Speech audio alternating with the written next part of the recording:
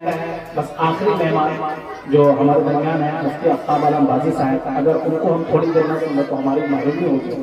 میں نہایت ادب و احترام کے ساتھ مفتی آفتاب عالم بازی صاحب سے میں گزارش کرتا ہوں کہ آپ بھی تشریف لائیں اور مختصر وقت میں کچھ واضح نصیحت کریں۔ بسم اللہ الرحمن الرحیم، نحمدہ ونصلی علی رسولہ الکریم، اما بعد، اعوذ باللہ من الشیطان الرجیم، بسم اللہ الرحمن الرحیم، وَأَعِدُّوا لَهُم مَّا اسْتَطَعْتُم مِّن قُوَّةٍ وَمِن رِّبَاطِ الْخَيْلِ تُرْهِبُونَ بِهِ عَدُوَّ اللَّهِ وَعَدُوَّكُمْ، صدق اللہ العظیم۔ حمد و ثنا رب الجلال کے لیے اور درود و سلام آمنہ کے لال کے لیے۔ میں سب سے پہلے آپ تمام لوگوں کو مبارکباد پیش کرتا ہوں اور اس بات کی وضاحت کرنا چاہتا ہوں کہ آج جو دو بچوں کے قرآن کے حفظ کی تقریب تھی، اس میں آج ڈاکٹر صاحب کو بلایا گیا۔ ڈاکٹر صاحب کو اس لیے بلایا گیا موجودہ حالات میں ہمارے لیے انتہائی ضروری ہے کہ ہم اپنی پوزیشن کو ٹھیک کریں۔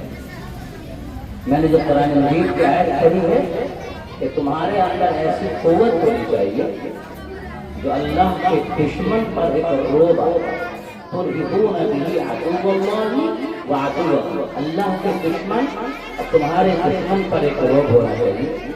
اس کے لیے ہمیں تین طاقت کی ضرورت ہے، تین قوت کی ضرورت ہے۔ نمبر ایک، ہمارے اندر جسمانی طاقت ہونی چاہیے۔ رسول اللہ صلی اللہ علیہ وسلم کو مکہ والوں نے اتنا ستایا، اسی انداز میں ستایا جس انداز میں ہمارے ہندوستان کے اندر موب لانچنگ کی جاتی ہے اور ملک چھوڑنے کی بات کی جاتی ہے، اسی انداز میں رسول اللہ اور صحابہ کو ستایا گیا اور یہاں تک کہ مکہ چھوڑنے پر مجبور کر دیا گیا۔ جب صحابہ کرام مکہ تشریف لائے تو ان لوگوں نے تانا دیا کہ مدینے کی آب و ہوا نے ان کو دبلا پتلا اور کمزور بنا دیا ہے۔ ایسے وقت میں اللہ کے رسول صلی اللہ علیہ وسلم نے جو مسلمانوں کو حکم دیا اس کو سنیے۔ سامنے کعبہ شریف ہے، اس کے سامنے ہماری نظریں جھکی رہنی چاہیے، لیکن اس جگہ پر اللہ کے رسول صلی اللہ علیہ وسلم نے دشمن پر روک ڈالنے کے لیے کہا کہ تم اپنے پنجے کے بل چلو تاکہ اونچے دکھائی دو، سینہ تان کے چلو، دایاں مونڈھا کھول کر کے چلو، 3 چکر اس طرح لگاؤ تاکہ دشمن کو لگ جائے کہ جسمانی اعتبار سے یہ ابھی کمزور نہیں ہوئے۔ اس وقت ضرورت ہے اس بات کی کہ اگر آپ کو کوئی کمزور سمجھتا ہے، ہمارے نوجوان صبح میں اٹھے، بیدار ہوں اور اپنے جسم کو صحت مند بنائے۔ یہ جسم آپ کا نہیں ہے، اگر آپ کا ہوتا تو خودکشی کی اجازت ہوتی ہے، لیکن یہ جسم آپ کا نہیں ہے، اللہ تعالیٰ نے امانت کے طور پر آپ کو دیا ہے۔ اگر اس امانت کی حفاظت نہیں کرتے ہیں، جسم کو طاقتور نہیں بناتے ہیں، جسم کی حفاظت نہیں کرتے ہیں تو اللہ تبارک تعالیٰ آپ سے پوچھے گا۔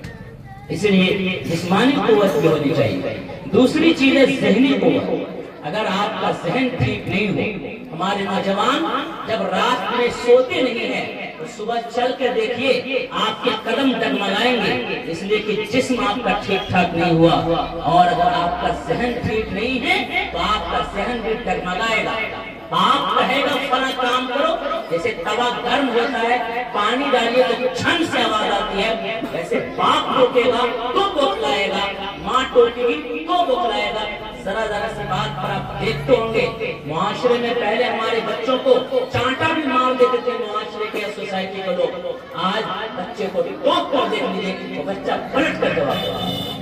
اس کا مطلب یہ ہے اس کی ذہنی حالت ٹھیک ٹھاک نہیں ہے، اور ذہنی حالت اس لیے ٹھیک نہیں ہے کہ رات میں یہ سوتا نہیں ہے، سوتا ہے تو کان میں ایئر فون لگا کے سوتا ہے، اور رات کافی دیر تک جاگنے کی وجہ سے اس کی ذہنی حالت نہیں ہے۔ تو ہمیں ذہنی طاقت اور قوت پر بھی توجہ دینی چاہیے۔ تیسری چیز ہوتی ہے سیاسی قوت۔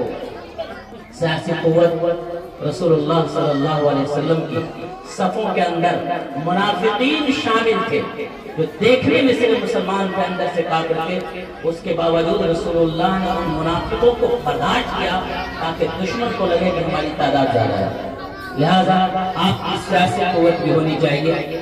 آخری بات اس سلسلے میں یہ ہے، جب کہیں جنگ میں جاتے ہیں، دشمن سے لڑنے کے لیے جاتے ہیں تو اپنا ایک جھنڈا ہوتا ہے، اور سب سے زیادہ ضروری ہوتا ہے تو اس جھنڈے کو آپ سنبھال کر اگر اس سپہ سالار کے ہاتھ کو کاٹ دیا جاتا ہے تو دوسرے آدمی کی ذمہ داری ہے کہ جھنڈا کو سنبھالے، اس لیے کہ جھنڈا گرا تو آپ شکست کھا گئے۔ ہمارا جھنڈا جو ہے وہ قرآن مجید ہے۔ اللہ تعالیٰ نے فرمایا وَاعْتَصِمُوا بِحَبْلِ اللَّهِ جَمِيعًا، سب کے سب اللہ کی رسی کو مضبوطی سے پکڑ لو۔ اور اللہ کے رسول نے فرمایا القرآن حبل اللہ المتین، قرآن اللہ کی مضبوط رسی ہے۔ آج دو حفاظ نے یہاں پر اس کی تکمیل کی، عزیزم سعید نے اور اسی طرح عزیزم معراج۔ ایک روایت ہے کہ ایک شخص کو بچہ پیدا ہونے والا تھا، اس سے پہلے اس کا انتقال ہو گیا، یا بچہ چھوٹا تھا اور انتقال ہو گیا۔ اس وقت اس نے اپنی اہلیہ سے کو وصیت کی تھی کہ میرے بعد میرے بیٹے کو دینی تعلیم دلوانا۔ چنانچہ اس شخص کا انتقال ہو گیا، اور انتقال کے بعد جب بچہ مکتب پہنچا اور جیسے بچہ نے پڑھا بسم اللہ الرحمن الرحیم کو تلاتے ہوئے، تو اللہ نے کہا کہ جس کا بچہ مجھے رحمان اور رحیم کہہ رہا ہے اس کو ہم عذاب کیسے دیں، اس کو عذاب کیسے دیں، اور اس کی بخشش ہو گئی۔ آج جو عزیزم معراج یہاں پر حافظ بنے ہیں، کتنی تمنا ان کے والد کی رہی ہوگی کہ میرا بچہ حافظ ہوگا، اور اس طرح سے پروگرام کریں گے۔ ہمیں امید ہے کہ جس طرح سے یہاں پر مولانا اشرف صاحب نے لوگوں کو بیٹھالا اور دعوت دی، اور یہاں پر ایک جشن منا رہے ہیں، اللہ تبارک تعالیٰ فرشتوں کے درمیان عزیزم محمد معراج کے والد گرامی مرحوم ممتاز صاحب کو انشاءاللہ وہ اعزاز و اکرام بخش رہے ہوں گے، اور وہاں پر فرشتوں کے درمیان خوشی منائی جا رہی ہوگی کہ تمہارے بیٹے نے زمین پر اللہ کے کلام کو مکمل کیا ہے۔ ہم جماعت کی نماز پڑھتے ہیں، 4 رکعت نماز ہے ظہر میں۔ کوئی آدمی اگر 3 رکعت میں شامل نہیں ہو سکا، 4تھی رکعت کے قاعدہ اخیرہ میں اگر شامل ہو جائے، اس کو بھی ہم کہتے ہیں کہ اس نے جماعت کا ثواب حاصل کر لیا۔ یہ جو حافظ بنا ہے 2 سال 3 سال میں حافظ بنا ہوگا، اساتذہ کرام نے بڑی محنت کی ہوگی، روزانہ سبق سنا ہوگا۔ روزانہ اگر پوری بستی کے لوگوں کو بلا کر کے کہا جائے کہ یہ بچہ قرآن پڑھ رہا ہے سنو، تو مشکل تھا۔ مولانا اشرف صاحب نے کہا آخر کا سبق سن لیجئے، اللہ تعالیٰ پورا قرآن سننے کا آپ کو ثواب عطا فرما دے گا۔ اس لیے بہت مبارک مجلس میں آپ تشریف لائے ہیں، آپ سب کو مبارکباد پیش کرتے ہیں۔ اللہ ہمارے بیٹھنے کو قبول فرمائے اور علاقے میں قرآن کا ایک انقلاب پیدا فرمائے۔ بچے نے جس لہجے میں قرآن مجید کی تلاوت کی ہے، یہاں پر مدرسے کے ناظم صاحب موجود ہیں، اس لیے نہیں کہہ رہا ہوں، آپ کہیں بھی چلے جائیے، انشاءاللہ اس بچے کا ریکارڈ کر کے کہیں بھیج دیجیے۔ کسی بھی مدرسے والا چاہے گجرات میں ہو، چاہے لکھنؤ میں ہو، چاہے حیدرآباد میں ہو، وہ یہ کہے گا کہ یہ بچہ قرآن اچھا پڑھ رہا ہے۔ الحمدللہ آپ کو خوش ہونا چاہیے کہ آپ کے علاقے میں ایسا ادارہ چل رہا ہے۔ اللہ تعالیٰ ہم سب کی صحیح کو قبول فرمائے۔ وآخر دعوانا الحمدللہ رب العالمین۔